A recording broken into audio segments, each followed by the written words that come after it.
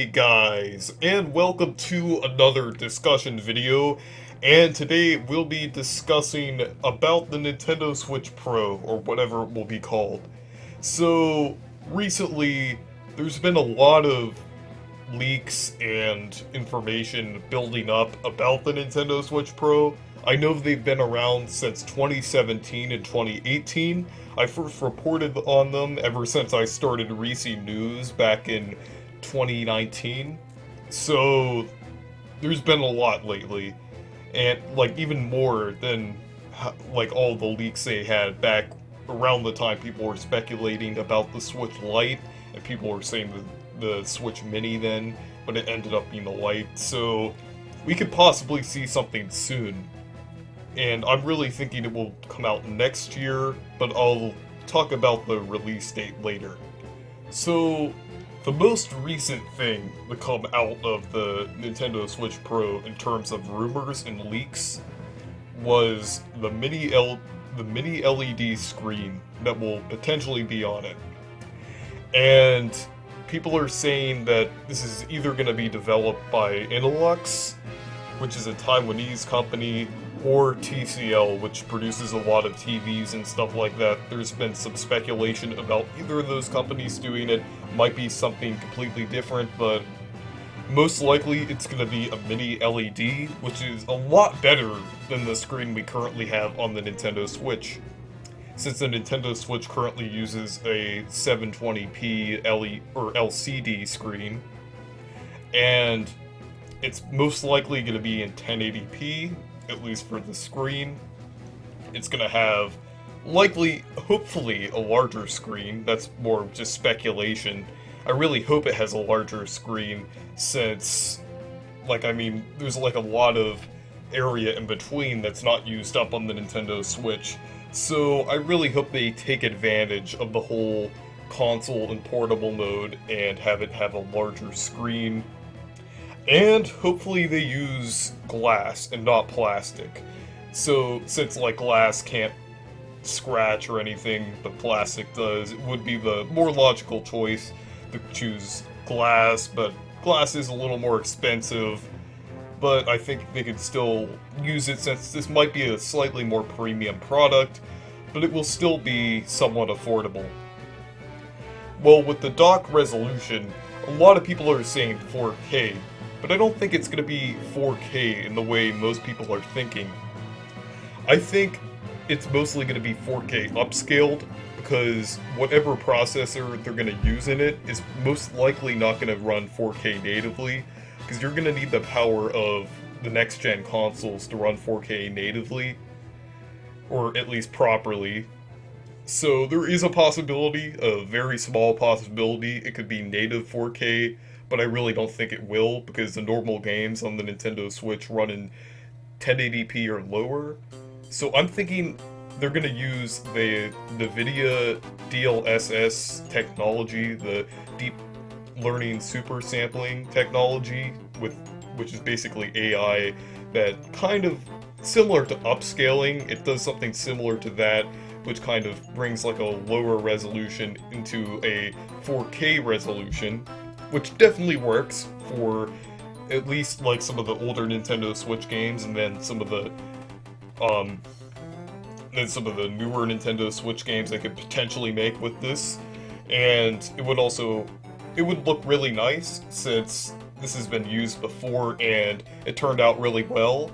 So we could see that being used, and I think that's the way they could pull off 4K, since I think there's also been some rumors about that happening too, but I don't have any sources, so I'm not sure about that. That's more of just speculation.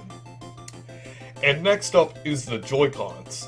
So I really hope they fix the Joycons in some way with the Switch revision or the Switch Pro or whatever they do with that. So they would likely be compatible with the original Switch, but they would just be showcased and bundled with the new Switch. They might have all Switch models bundled with it, since it would most likely take away the drift. Well, it kind of has to, but we could see what they do with that. So yeah, a new Joy-Con version, no drift, There really shouldn't be drift after this long.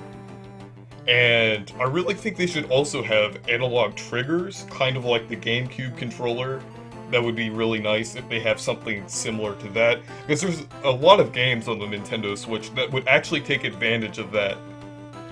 And also a modular D-pad. Actually, I think the Meech said that before.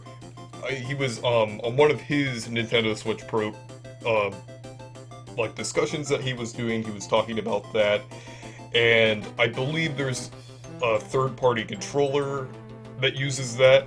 So that would be pretty interesting if they implement that, since the Nintendo Switch currently doesn't have a proper D-pad, at least on the Joy-Cons. So that would be nice if we get a better option to have a more traditional D-pad. And the Nintendo Switch rails aren't really that good, because they could, like, a lot of people have had cases of them breaking and having issues. Like, sometimes my Nintendo Switch Joy-Cons don't really connect very well sometimes.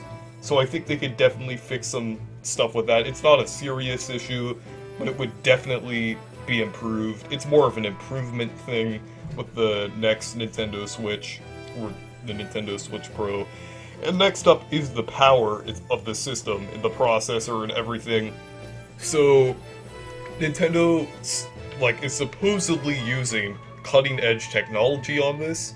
I believe there was, like, some statements from Nintendo that they wanted to use cutting-edge technology in the future, so they can be, like, closer to all of the other systems out in the market and all of the other gaming options. And this is possibly not using a Tegra X1 chip that's in the Nintendo Switch. I know the Nintendo Switch Lite used an improved version, but this is possibly going to use a more powerful chip that is more capable of some of the things that they're going to be adding to this, and some of the, hopefully it can, like, run all the graphical power really well. I'm hoping, at least if we get, like, some kind of, if we don't get some kind of, like, 4K upgrade, which I think it's likely that we'll get, like, some kind of 4K upscale thing, I think they would have an option that you could play all of your games with the most optimized settings, like games that would normally be in, like, 900p, or even, like, below 720p, like Xenoblade can zip below, or drop below 720p at times. Like, they could run those games at 1080p, full resolution, and then 60 FPS. I'm hoping they could do that, or at least, like, a good frame rate. Close to 60 FPS.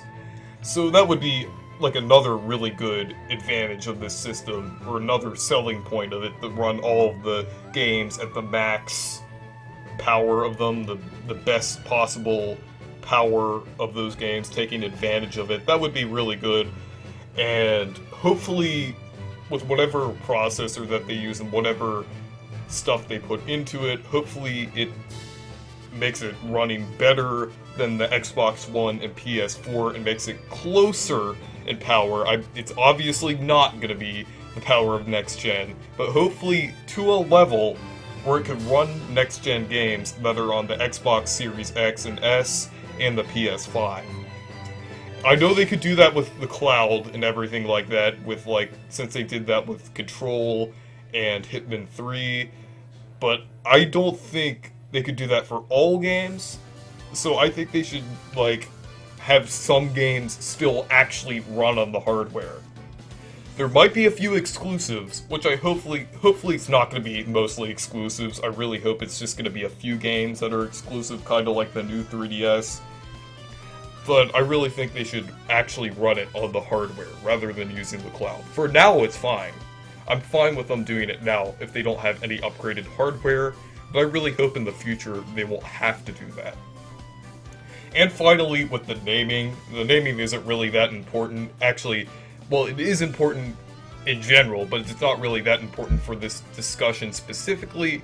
It is very important for actually marketing the system and everything, so it's not really important for speculation, though. So I'm just, like, off the top of my head, I could think of really the Nintendo Switch Plus, maybe even the Nintendo Switch 4K, and then the classic Nintendo Switch Pro is what everyone's saying about it.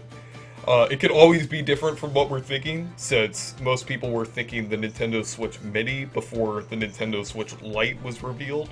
So it might be slightly different. It may be completely unexpected. And the release date, I'm thinking somewhere around late Q1 2021 to maybe even Q3 2021. I'm thinking, but the dates I'm really thinking are between March and June of 2021. Sometime to the early to the middle of the year next year, I'm thinking. Maybe even around the time Monster Hunter Rise comes out, because that game looks really good, and that could definitely take advantage of the Nintendo Switch Pro's hardware, and that would actually look really good. And another thing I forgot to mention earlier was that the Nintendo Switch, or Nintendo in general, is supposedly telling developers to make games 4K ready, as I probably mentioned before on a Reese News episode, I'm pretty sure, and that could definitely also support the fact that they could do something 4K related. And finally, the announcement, if they're releasing this sometime between the early and middle of 2021, I think an announcement would be likely around January or February. So anyways, what do you think about the Nintendo Switch Pro? If it actually comes out to be a thing, would you think about buying it if you already have a Nintendo Switch? Would you like to upgrade your Nintendo Switch model? I think mostly people who bought the Switch back in 2017, who are more of hardcore fans of the system, are likely to buy this, and people who haven't bought the Nintendo Switch yet. That's definitely possible. So thank you guys for watching this video. Make sure to leave a like and subscribe for more. And make sure to check out my Discord server and Twitter if you want to. Goodbye.